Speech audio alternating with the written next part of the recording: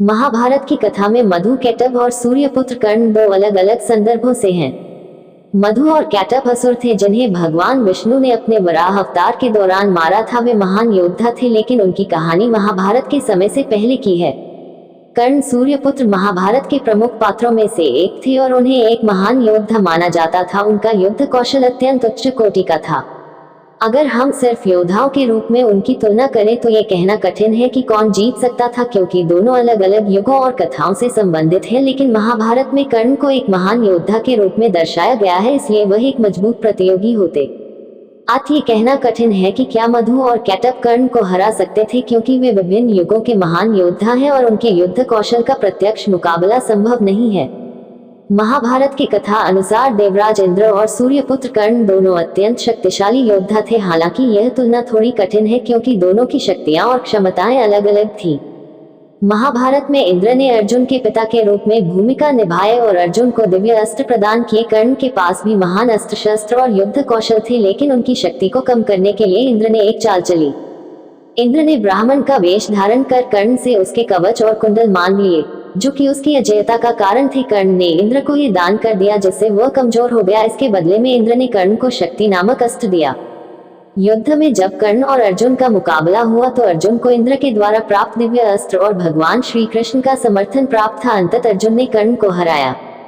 इसलिए अगर इंद्र और कर्ण का सीधा मुकाबला होता तो परिणाम अनुमान लगाना कठिन है। इंद्र देवताओं के राजा हैं और अत्यधिक शक्तिशाली हैं, लेकिन कर्ण भी महान योद्धा थे। इंद्र ने कर्ण के कवच और कुंडल छीनकर उसे कमजोर किया, जिससे ये संकेत मिलता है कि इंद्र के पास कर्ण को हराने की शक्ति थी, विशेषकर जब कर्ण का कवच कुंडल नहीं होता।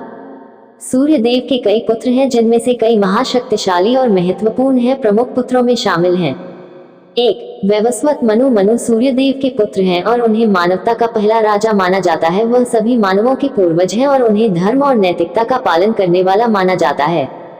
2. यमराज। यमराज मृत्यु के देवता हैं और उन्हें धर्मराज के रूप में भी जाना जाता है। वे आत्माओं के न्यायाधीश हैं और मृत्यु के बाद आत्माओं का मार्गदर्शन करते हैं। 3. यमी। यमुना जी। यमी यमराज की बहन है और उन्हें यमुना नदी की देवी माना जाता है। यमुना नदी भारत की पवित्र नदियों में से एक है।